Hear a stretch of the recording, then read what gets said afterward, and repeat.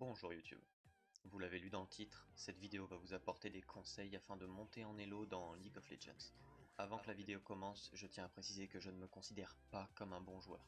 Je n'ai jamais été pro ni semi-pro, je n'ai jamais fait de tournoi, je n'ai jamais fait de compétition ou quoi, et de manière générale, je n'ai jamais dépassé le elo platine. Donc si jamais vous êtes diamant, master, challenger, bon j'allais dire et plus, mais non, mais si vous êtes diamant et plus, je ne vous apprendrai rien dans cette vidéo. Je m'adresse surtout aux débutants et aux personnes qui ont du mal à monter. Deuxième petite chose, ce que je vais vous donner là n'est en aucun cas une recette miracle. Ça va marcher dans certaines games pour certaines personnes, mais ça marchera pas pour tout le monde à 100% dans toutes les games, d'accord? Ce ne sont que des astuces. Ce petit aparté étant fait, passons à la vidéo. En premier conseil, certes ça va paraître très con, hein, on va pas se le cacher, mais trouvez-vous une personne avec qui jouer, trouvez-vous quelqu'un pour duo queue avec. Ne prenez pas quelqu'un qui est bien au-dessus de vous en elo, ni quelqu'un qui est bien en dessous de vous. Trouvez-vous quelqu'un avec qui vous vous entendez bien, enfin du moins que vous vous entendez pas mal. Quelqu'un qui est à peu près du même elo que vous. Un mid avec un jungle, un ADC avec un support, un mid avec un top. Il y a quasiment tout qui peut passer. Même tous les duos qui peuvent passer. Le principe, hein, ça reste toujours de s'amuser, donc voilà. Être en duo queue, en fait, ça vous permettra d'être certain, quasiment certain, de ne pas être seul à toutes les games à devoir gagner, en fait. Vous aurez toujours quelqu'un sur qui vous reposer, ou quasiment toujours, car même votre duo queue peut faire des mauvaises games. Mais généralement, si vous duo queue avec quelqu'un, c'est car vous avez confiance en lui, vous savez qu'il est bon pour le Elo. En deuxième astuce, j'aurais à vous donner le fait d'éviter de faire du first time pendant les ranked.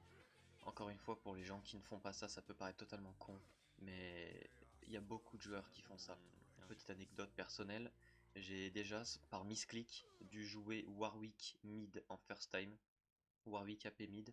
J'aurais dû dodge, hein, très clairement, mais je ne l'ai pas fait.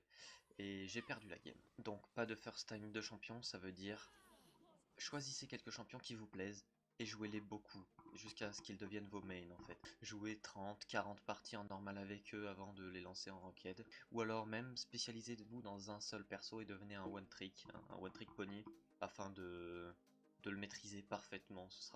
Vous serez un virtuose avec ce champion. Par contre, ça va impliquer de dodge les games si jamais il se fait ban, malheureusement. En troisième conseil à vous donner, j'aurais le fait de jouer des champions qui peuvent 1v9, ou du moins 1v5. En gros, quand vous êtes en iron, en bronze, en silver, partez du principe que vous n'avez pas d'alliés et que vous êtes seul dans la game et que vous devez absolument 1v9. Vous devez prendre des persos qui peuvent littéralement tuer toute une équipe à eux seuls et s'en sortir indemne.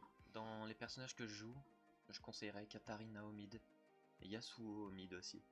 Ce sont les deux persos que je joue principalement, et ce sont des persos très forts pour un V9.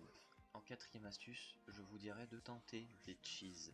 Alors les cheese, qu'est-ce que c'est? Ce sont des moves risqués auxquels les ennemis ne s'attendent pas du tout. Et à bas elo, vous n'avez rien à perdre à les faire. Genre se cacher à 3 dans le même bush, ou à 2 en duo queue pour le coup, dans un bush que personne ne s'attendra. Vous n'avez rien à perdre, hein, parce que généralement, à bas elo, les cheese ne se font pas punir, d'accord? Les gens vont juste flash out et à la limite vous perdrez du temps, mais vous ne perdrez pas la game sur ça. N'hésitez pas, tentez un cheese. Si vous réussissez, tant mieux, vous pourrez même peut-être gagner la game sur ça, ou prendre un avantage très considérable. En cinquième technique, c'est de l'ordre du très stupide. Flattez l'ego de vos alliés. Oui, c'est très con, hein, mais je vous assure que ça marche. Lâchez un petit no problème, un petit NP quand un allié meurt malencontreusement, ou un nice try quand il a failli tuer un ennemi. Lâchez un petit well played quand le first blood il est pris, ou qu'un doublé, ou même qu'un kill simple est pris. Ça fera toujours chaud au cœur de votre allié et il jouera beaucoup mieux. Croyez-moi, ça marche. En sixième astuce, et cette astuce va avec la précédente, ne flamez pas. Alors, n'insultez pas vos alliés même s'ils font de la merde, dites-leur nice try. C'est le complément de ce que je viens de dire juste avant, mais vraiment, faites-le. N'hésitez pas non plus à utiliser le slash mute all ou le slash full mute all en cas de réels soucis avec les alliés qui sont trop toxiques ou alors qui sont juste pas très agréables à avoir dans son équipe. En septième astuce, je vous donnerai d'apprendre quand il faut reculer. Même si ça peut faire chier de devoir partir alors que l'ennemi a encore 2 points de vie et qu'on a envie de rester pour aller tuer, il faut savoir partir pour ne pas mourir. Pas tuer un ennemi, ce n'est pas grave, d'accord? Mieux vaut ne pas tuer l'ennemi et ne pas mourir, dans la plupart des situations, hein, bien évidemment. Dans certaines situations, ça peut être rentable de tuer un ennemi et mourir avec. Dans la plupart des situations, n'allez pas essayer de le tuer si c'est pour mourir derrière, surtout si vous risquez juste de mourir et de rien faire avec. Retournez à la base, récupérez vos points de vie et votre mana si vous en avez, achetez un item ou deux, une pink ward, et revenez sur la lane. Vous verrez, vous mourrez beaucoup moins, vous donnerez beaucoup moins de gold, et vous aurez un moins grand écart entre vous et votre adversaire. Et c'est comme ça qu'on gagne des parties. Pour rejoindre le deuxième point que j'avais abordé sur les mains et les OTP, vous saurez d'autant plus quand il faut rester et quand il faut partir en jouant un champion énormément. Si jamais vous êtes en train d'OTP un champion, vous connaîtrez exactement ses power spikes, ses dégâts, le potentiel de votre personnage ainsi que ce qu'il peut faire face à l'ennemi en face de lui. Et c'est pour ça que jouer énormément un même champion est très utile.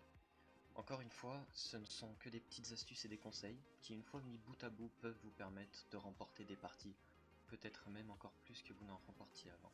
C'est tout pour cette vidéo, je tiens à m'excuser, certes un peu en retard, pour la qualité de la caméra qui me filme ainsi que pour la qualité du montage, sachant que c'est la première fois que je fais un montage sérieusement. N'hésitez pas à me donner des retours en commentaire, positifs ou négatifs, sur ce que je pourrais améliorer, ce que j'ai bien fait, ce que j'ai mal fait. Dites-moi aussi si vous voulez une partie 2, je peux peut-être vous trouver d'autres astuces pour la prochaine fois. Ou alors on passera directement sur les tutoriels sur les champions que je maîtrise personnellement. Hein, je vous ferai pas de vidéo sur les personnages dont je ne connais même pas les sorts, bien évidemment. En tout cas, merci de m'avoir regardé. Je vous souhaite une bonne journée. À bientôt.